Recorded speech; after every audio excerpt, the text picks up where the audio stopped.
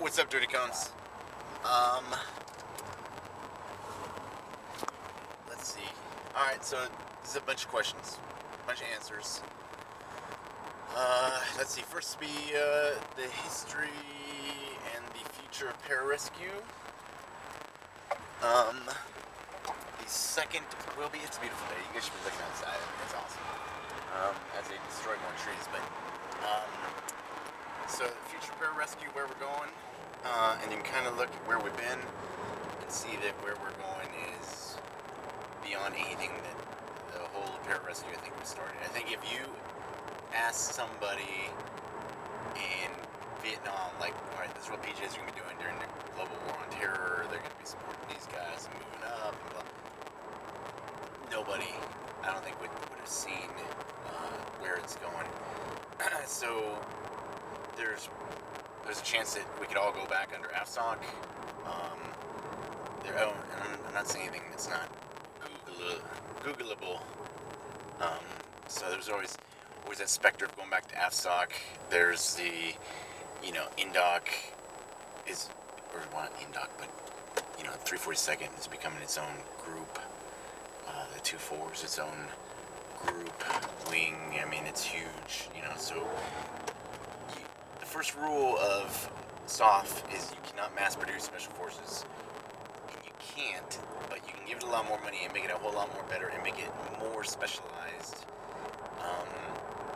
to the point that someday there may not even be berets. There may just be an airman who is a medic or an airman who is an air traffic controller. We'll just all be together.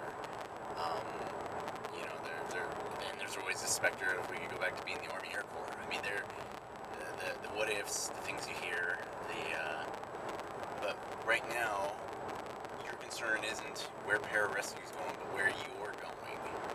And you gotta take it step by step. And so while all that stuff is cool and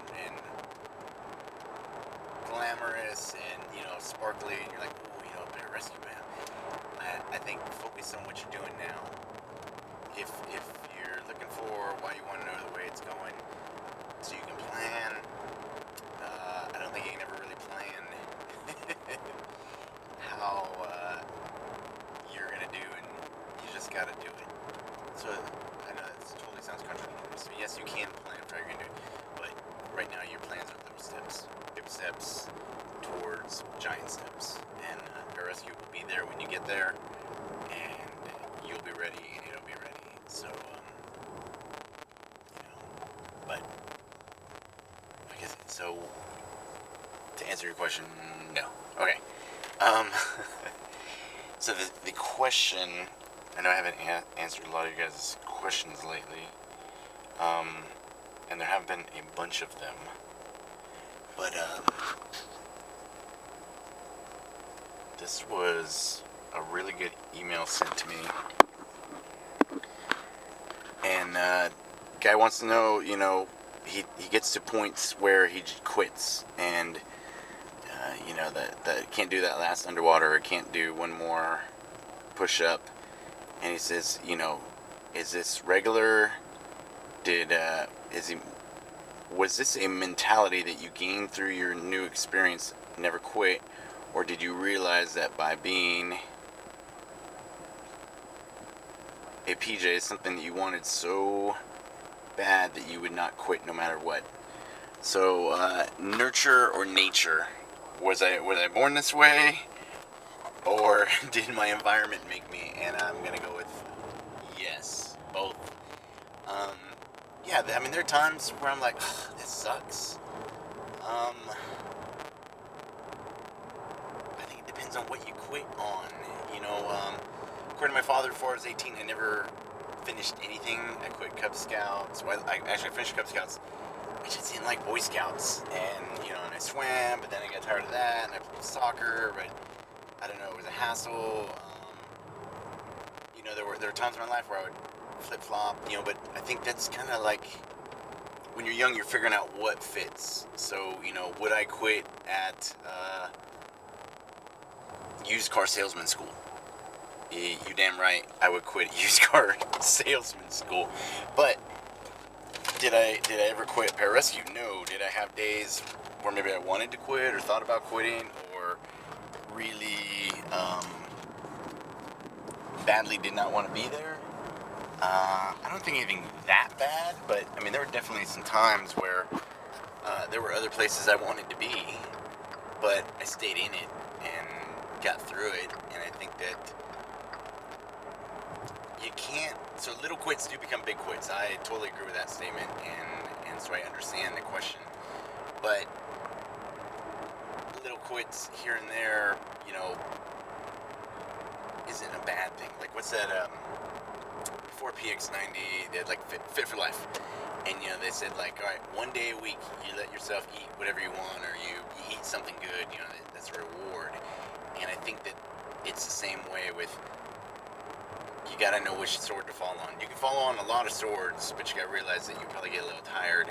So sometimes you just gotta be like, you know what, I'm tired, and I can't finish this last set. I'm not saying you're quitting. I'm not saying to make it an everyday kind of thing. But to be honest, nobody's perfect. Everybody's gonna have a bad day. So for us to act as if no, I've never quit on anything and I will never quit, blah, blah, blah.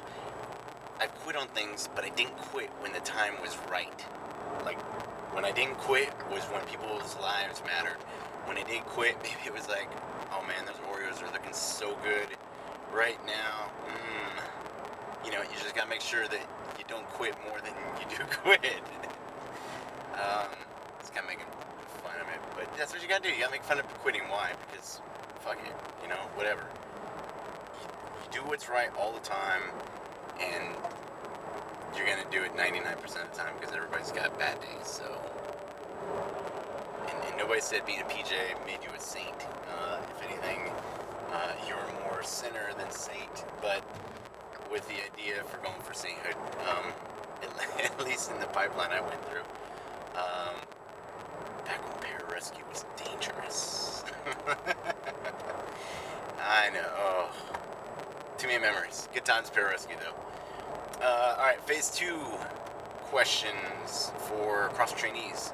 So, guys are coming over, they now have I think it's a week long thing, eat a lot of MREs, a lot of functional fitness, a lot of workout, a lot of swimming, 5th, 6th week in-doc standards, you know, so, for WaterCon.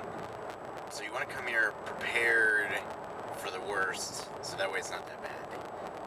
Now they've only had one so far, so you know who knows what to go off of. But just prepare yourself for in-doc like you normally would, and come here knowing that what you're doing is either right or wrong. And if it's right, you'll get to come back, and if it's wrong, maybe you'll get to come back. You know, you might have to go through it again. I know that there are guys who have failed the course and come back. There are guys who have quit the course and come back. This is the course in general. Your best bet is to try not to have to come back from those kind of circumstances, because people, if you quit once, they're going to think you're going to quit again. So it's best to avoid that stereotype or whole. But it can be done, but it's better if you don't. So do your best. Be happy and train to grad standards and be confident, competent. Come here with some leadership skills, you know, prepared to use them, prepared to be in charge, and make friends, because that's how you guys are going to get together. And I'm not get together, but get through together and graduate is by being friends. I think teamwork, at least teammates. You don't have to be friends with everybody, but it does help if you're friendly with the people that you're working with. Third question.